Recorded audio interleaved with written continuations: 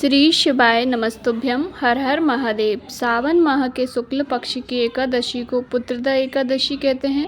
पुत्रदा एकादशी का व्रत हम 16 अगस्त को रखेंगे। वैसे पुत्रदा एकादशी की शुरुआत 15 अगस्त से हो रही है, पर सूर्योदय तिथि को मानते हुए 16 अगस्त यानी कि शुक्रवार को व्रत रखा जाएगा और व्रत का पारण अगले दिन शनिवार को सुबह 5:21 के बाद अर्थात 5:30 बजे से 8:05 के बीच आपको इस व्रत का पारण करना है। अब जान लेते हैं व्रत आपको कैसे रखना है, संकल्प कैसे लेना है, पारण कैसे करना है। एकादशी के दिन सुबह करते हैं, प्रातः काल उठना चाहिए, जल्दी उठकर स्नान आदि से निवृत्त हो जाना चाहिए। हर एकादशी में और गुरुवार के व्रत में जो भी विष्णु भगवान के व्रत होते हैं, माता लक्ष्मी के व्रत होते हैं, उनमें सुबह उठकर स्नान किया जाता है। तो आप सुबह से उठकर स्नान कर लीजिए। स्नान के बाद आपको सूर्य देव को अर्घ्य देना है। सूर्य देव को अर्घ्य देने के पश्चात अपने घर के मंदिर में साफ़ सफाई कर लीजिए और उसके बाद आपको व्रत का संकल्प लेना है। पहले आप भगवान के मंदिर में साफ़ सफाई कर लीजिए, दीप प्रज्वलित कर लीजिए, फिर आपको व्रत का संकल्प लेना है। व्रत का संकल्प कैसे लेंगे?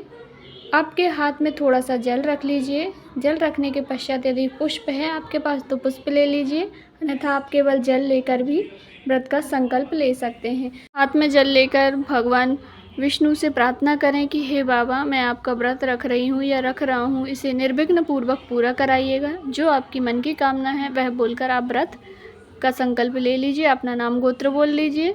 बस ऐसे ही व्रत का संकल्प लिया जाता है। उसके बाद आप भगवान विष्णु और माता लक्ष्मी की पूजन कर लीजिए। यदि आपके घर में मूर्ति है तो आप मूर्ति को स्नान करा दीजिए, पंचामृत से स्नान करा दीजिए या जल में हल्दी डालकर विष्णु भगवान की मूर्ति को, माता लक्ष्मी की मूर्ति को स्नान करा दीजिए।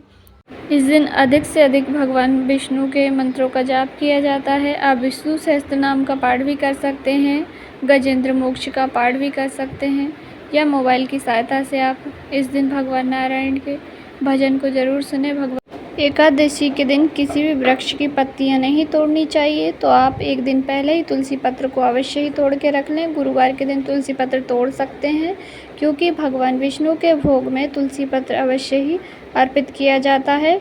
यदि आप भगवान को 56 भोग भी लगा देते हैं और यदि तुलसी का भोग नहीं लगाते हैं तब भी भगवान भोग को स्वीकार नहीं करते हैं। तुलसी अनिवार्य है। यदि आप तुलसी ना तोड़ पाएँ, ऐसी स्थिति में आप पहले से रखी हुई आपके मंदिर में सूखी हुई तुलसी की पत्ती भी रखी है तब भी आप भोग स्वरूप में रख सकते हैं, पर भोग में आपको तुलसी पत्र अवश्य ही अर्पित करना है। अब जान लेते हैं पुत्रदा एकादशी के संतान प्राप्ति, पुत्र प्राप्ति के उपाय, जो कि पूज्य गुरु जी की कथाओं में बताए गए एक अचूक उपाय है।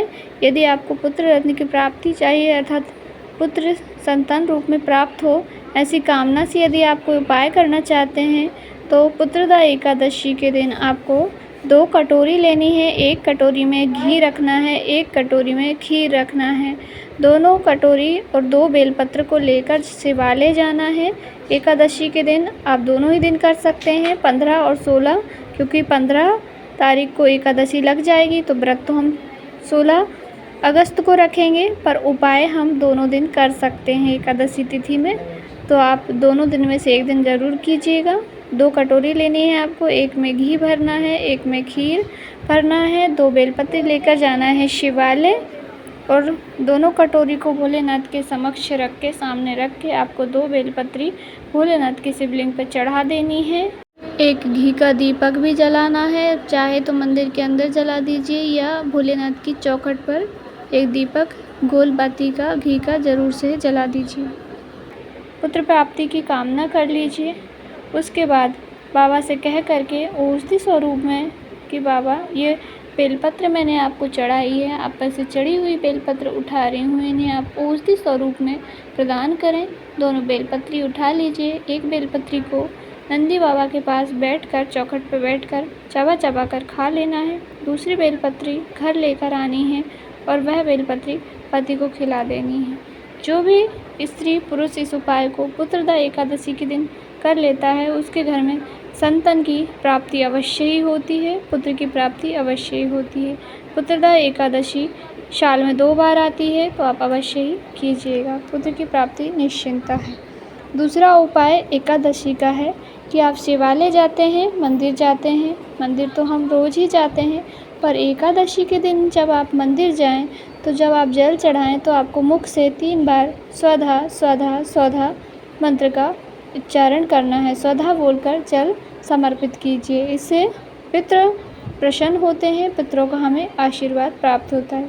स्वधा पार्वती जी की नानी है, तो स्वधा नाम से हम जब जल चढ़ाते हैं तो जल हमारे पूर्वजों को, पितरों को प्राप्त होता है और पितृ तृप्त होते हैं और हमें आशीर्वाद प्रदान करते हैं। और जिस घर में पितृ का आशीर्वाद होता है वह घर हमेशा खुशियों से भरा रहता है, बच्चों की किलकारियों से गूंजा रहता है, घर में मांगलिक उत्सव आदि होते रहते हैं।